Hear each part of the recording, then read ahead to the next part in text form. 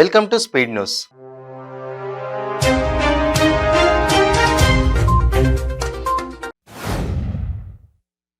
కడపలో ఉక్కు ఫ్యాక్టరీ సాధన కోసం సిపిఐ పాదయాత్రకు రాష్ట్ర ప్రభుత్వం స్పందించిందని 8,800 కోట్లతో జేఎస్డబ్ల్యూ ప్రతిపాదనకు గ్రీన్ సిగ్నల్ ఇవ్వడాన్ని స్వాగతిస్తున్నామని సిపిఐ రాష్ట్ర కార్యదర్శి రామకృష్ణ అన్నారు.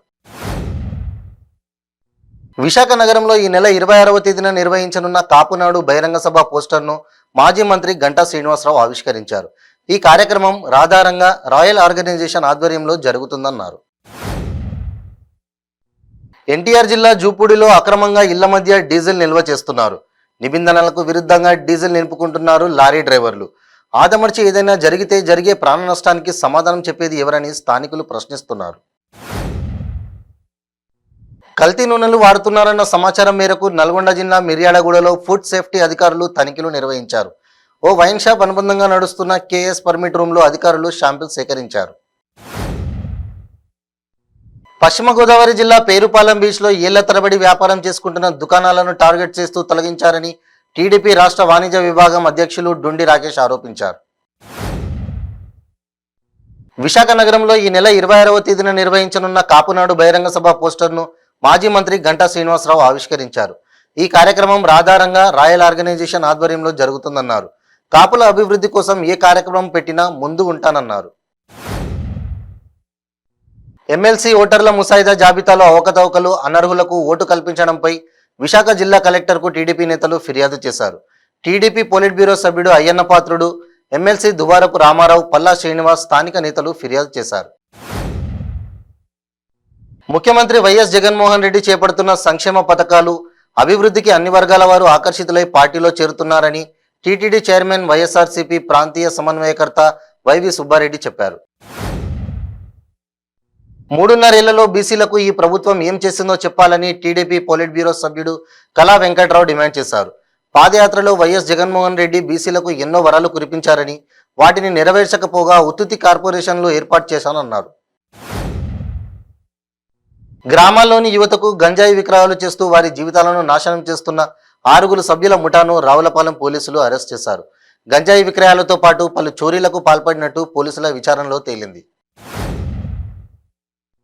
ఏలూరు ఎమ్మెల్యే మాజీ మంత్రి ఆళ్లనాని 25వ డివిజన్లో 59వ రోజు గడప గడపకు మన ప్రభుత్వం కార్యక్రమం ఏర్పాటు చేశారు. ఈ కార్యక్రమంలో స్థానిక ప్రజల వద్ద నుండి పెద్ద ఎత్తున నిరసనలు వెల్లువెత్తాయి.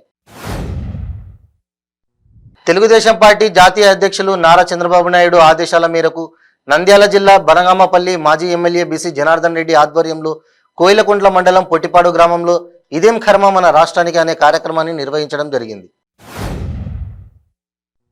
నెల్లూరు మండపాల వీధిలోని పలు బంగారు దుకాణాల్లో తూనికల కొలతల అధికారులు దాడులు నిర్వహించారు. దుకాణంలోని రికార్డులను తనిఖీ చేశారు. ఆభరణాలకు సంబంధించి బిల్లులు సక్రమంగా ఉన్నాయా, ట్యాగులకు సంబంధించి బరువులో ఏమైనా తేడాలు ఉన్నాయా అని పరిశీలించారు.